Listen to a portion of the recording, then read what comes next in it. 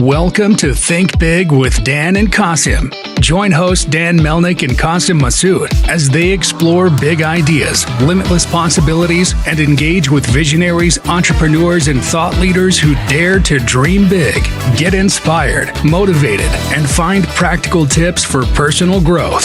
Think big, dream bigger, and ignite your potential. Welcome to Think Big with Dan and Qasim. I'm Mateen filling in for Qasim today. And our guest today is Mark. So, Mark, if you want to go ahead and introduce yourself, tell us where you live and what you do for a living.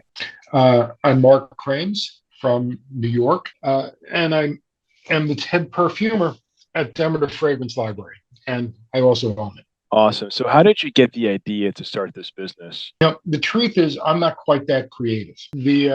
I bought Demeter when it was about 5 years old. And the concept was really radical at that time, which was to create fragrances inspired by real objects and experiences. The original mission being to try and capture all the smells of nature and the garden. So, and that's where the name Demeter comes from, the Greek goddess of agriculture. So, in terms of buying this business, like what gave you that idea? Like what, in terms of, because you could go and buy any business. So, what made you want to choose this one or this industry specifically? Well, I had already been in the fragrance business almost 20 years when I bought Demeter, distributing traditional prestige and designer brands. So the radical approach, and it was more radical 25 years ago than it is today, to Demeter's approach to fragrance really fascinated me. No one was thinking about fragrance other than in what had become the traditional way over the last 50 years. 60 years, meaning designer and fragrances inspired by fashion designers or celebrities. There was very little that's about purely fragrance. Right. So as of right now, so you're saying that most of your fragrances are inspired, and yet you're working with lots of celebrities, or what does that look like for you? No, our fragrances, we have over 300 fragrances. Almost all of them are inspired by real objects or experiences. So we're making fragrances with names like baby powder, dirt, angel food cake, dragon fruit, and they smell like those things on their best day in their best context. So, and gave me a cosmopolitan where they squeezed the lemon juice right in front of me. You go out through the back of the inn and you're watching the sunset in Southern California. It was spectacular. So when I made a cosmopolitan cocktail, I wanted to capture that scene. I wanted it to smell like that cosmopolitan, but I wanted you to feel the whole scene, the relaxation, the beauty, the sunset, the garden, all of it in that one smell. So it's photorealism, but it's broader than just, making something that smells like a strawberry. Right. So in terms of these fragrances, like, who's your typical clientele? Like who's buying these types of fragrances? Basically, we have two kinds of customers. The customer who is completely anti-perfume. In that sense, we have been called the anti-perfume perfume because it's not the typical kinds of smells that are associated with classical perfumery. In fact, what our fragrances are the notes, the building blocks that are used to make more complex designer fragrances. So when a master perfumer, let me back that up a second. I'm sure you're familiar with the traditional dry down of a designer or prestige fragrance. Starts out smelling one way, then it changes, and then it probably changes again over a period of an hour or two and stays there.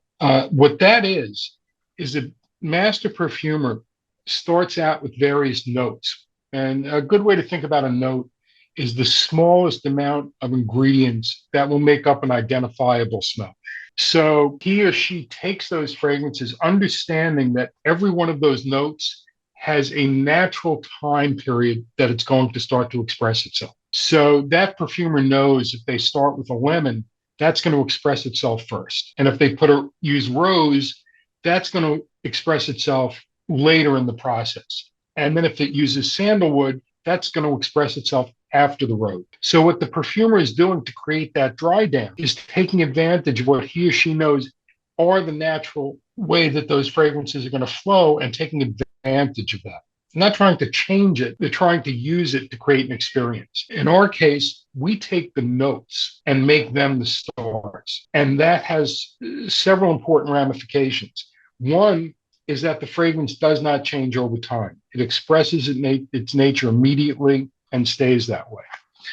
The other is just the way that we're built, the way that people are made. When you smell something you love, you just have to smile. You have to react to it. The visceral emotional reaction to scent is greater than any other of our senses. So what we're trying to do is take advantage of that and create a very emotional experience by triggering your emotional response to a particular scent. So your response to that scent is going to depend in part on your history with it. So if my grandmother made the most fantastic chocolate cake, I'm going to have a certain experience to chocolate cake, the smell of chocolate cake.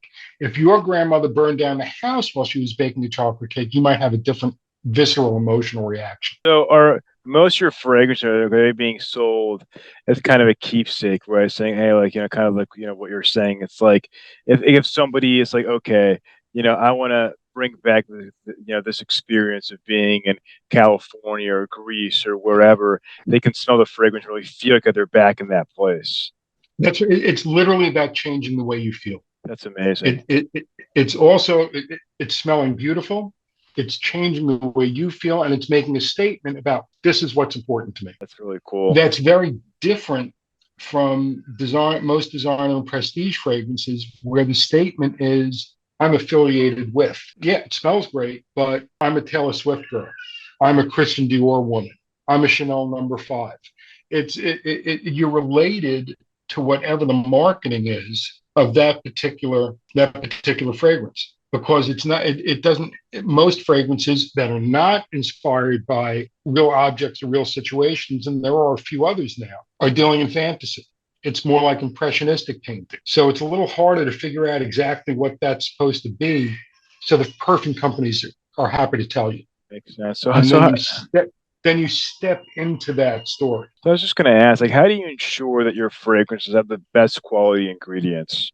Well, I think the first thing you have to do is define what best quality is. I know what we're going for.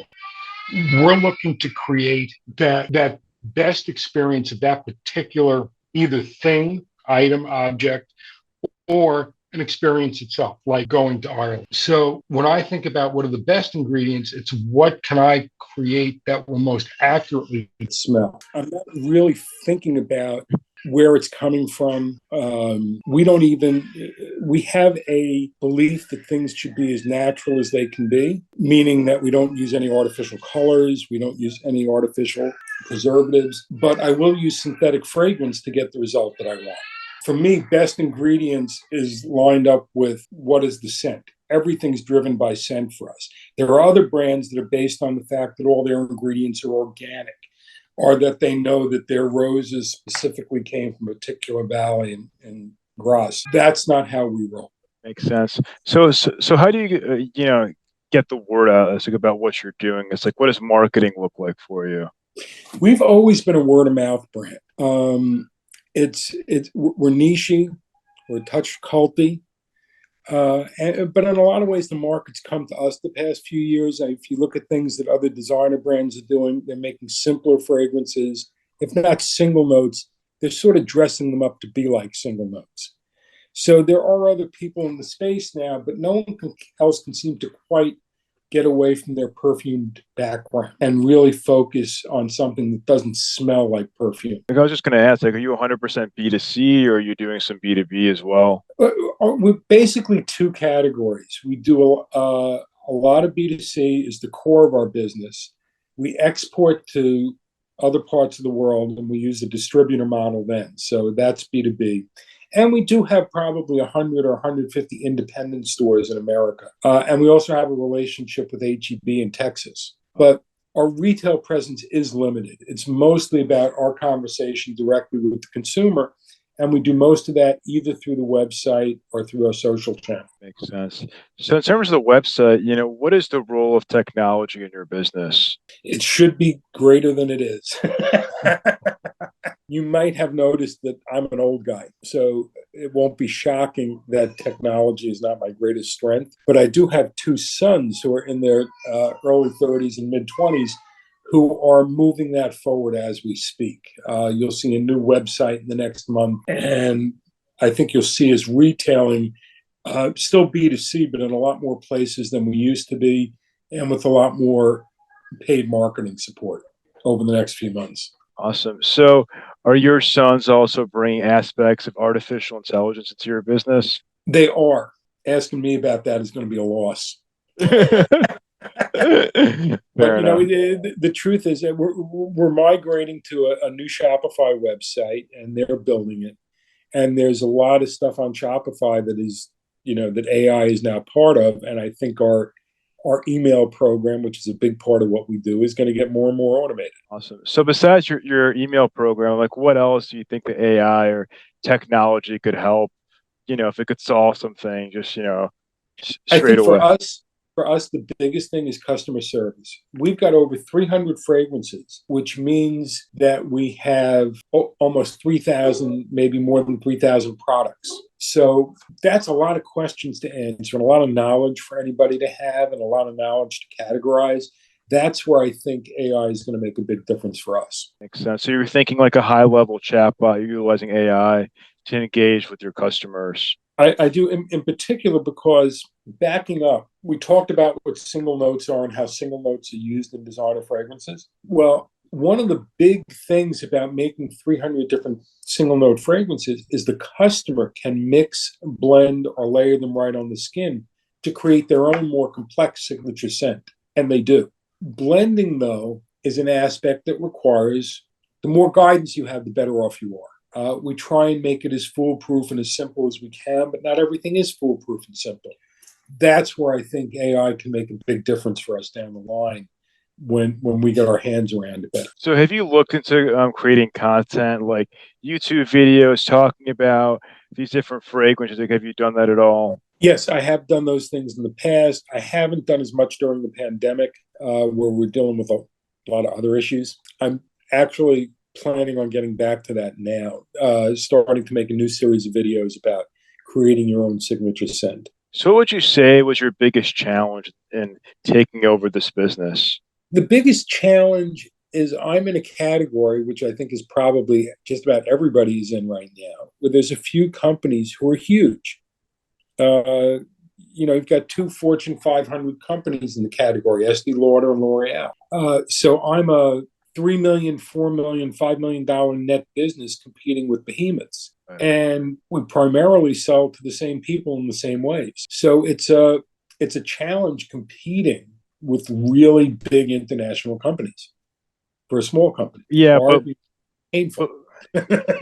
That's true, but I think that there is a big trend that people are going more towards like boutiques, smaller shops, because there is that, level of personalization, that there is that higher quality. It's like you're behind your branding and people want to buy from you and they know you. And I think that makes a huge difference. I think it's true. And we are more on trend than we've been for a long time. It's nevertheless, the biggest fight is always the fact that when my competition launches a fragrance, they launch it with $15 million in sales and a $10 million advertising program. It's hard to compete with that. We have to be smarter, and we have to be nimble, and we have to find white spaces to breathe in. I was just going to ask, like, in terms of goals, right? So it's like, how do you look at the future in terms of, okay, like, obviously that they're like, much larger, but like in what areas you think, okay, like you can beat them over here and doing this, or in this market, right? Well, we used to have this, this area of single note fragrances all to ourselves. We really don't anymore. And we just continue to try and the more that we can build the direct relationship with the customer, the more that we can build the concept. And the more we build the concept about personalization in this category, the better we're going to do. We're always going to be niche because we're never going to launch a fragrance with a $10 million budget. It's just not who we are. So we're always going to play that smaller fill-in role, and we have to be very nimble about understanding where that means we have to be at a given time. But do you have like, I'm sure you probably have lots of repeat customers, right? Because I think it's more just the information because people don't know that you exist. Once they find out that you're there, they're probably going to buy once and come back and come back and come back, right? It's interesting. We have a lot of churn on the website. A significant portion of our business is novelty. There's a lot of people who want to know what Christmas in New York smells like, but may not really be interested in chestnuts and apples as something they want to wear. We get a lot of people who buy dirt. Dirt's a beautiful fragrance, but people buy it, the beautiful fragrance and the name goes a long way. So people who are inculcated into thinking that perfume should smell a particular way are not going to become big repeat customers for us. They're going to experiment and fill in a little bit. You have lots of folks probably that are repeat customers, buying for holidays, you're buying for family and friends, even for themselves. Oh, for sure. We do have our core customer, but we have a lot of people who are designer fragrance customers who will come in and grab one or two things to layer on an accent with their existing fragrance. Makes sense. So what is the one biggest piece of advice that you wish you knew before you took over this company? If you're going to be in a consumer category, be properly financed. Watch your cash. It's been a struggle. We're self-financed, and that has been, a struggle from day one. You need generating, free cash flow for marketing. So how are you able to, in terms of like inventory management, like how do you know how much inventory to hold for, obviously it's like, that's a big challenge for many retailers. I have the opposite problem. Solve that problem and it creates a different one. I'll explain. We make 300 different 30 ml 1 ounce fragrances. So I worry about the stock for glass, pumps, labels, and oils, the materials that actually make up the fragrance. And then we make most of our stuff to order. So my problem is not about shelf stock. It's about, I avoid that problem by creating production delays. So we're actually working on finding that happy medium. And that's another thing where AI is going to help us, assist us in getting a better idea what we have to make in advance of a particular holiday. So we do have the right stuff on the shelf, which is brutal for us. And since we're always fighting with cash flow, we don't put finished goods on the shelf, but then it creates a production backlog. Makes sense. Yeah, I think AI can definitely help in that way, like as you mentioned, because right. Yeah, so I solved one problem, just created another. Yeah, exactly. But also, it's one of those things that can be hard to predict those trends, right? Like, with COVID, for example, nobody knew that e-commerce would boom like that, like how it did. So I think also it's like you have unexpected events or things, that can happen where models can't even predict those things. Look, there's more and more stuff, and we've been living through it the better part of the last 10 years that you cannot predict. We were 20% of our business was in Russia and Ukraine, went away overnight. There are things you in the world we live in, you have to react. There's just a lot you can't guess. We built a business that was half an export business because that's what my background was, and I understood. And I'm here to tell you, it's way harder to export than it was 5 years ago. So, and price is only part of it. Now there are all sorts of logistical issues and non-tariff trade barriers that didn't exist before. Yeah, no, that's definitely in the last 10 years or so, things have changed a lot. So if we're going to have this conversation again in 1 year from now, where do you expect things to go for your business? I'm hoping that this holiday, which we're really, I think, well positioned for, is going to set a new floor so that we're going to be starting next year from a higher basis of sales, which, makes everything better. Excess sales cover up a variety of issues. Yeah, makes sense. So somebody watching this wanted to reach out to you. Do you mind sharing your website and social media handles, best way for somebody to get in contact with you and to find your brand? Well, a few things. DemeterFragrance.com is our core website. You can also find us on Amazon. And the best way to get in touch with us is probably on Instagram, although we obviously we're under the handle Demeter CEO. And I have an email, sent suggestion at DemeterFragrance.com. that I try and answer anyone who has a question about fragrance. I don't get to them all, but I answer as many as I can. And that can be about blending, it can be about Demeter, it can be anything about scent. I'm happy to talk about it. Awesome. Well, Mark, I want to say thank you so much for your time today. We're rooting for you, for having a big holiday season, and hopefully we can chat again in 1 year as your company keeps growing. I hope to be here. Awesome. Thank you so much. Thanks a lot. I appreciate it. Thanks. All right. Bye.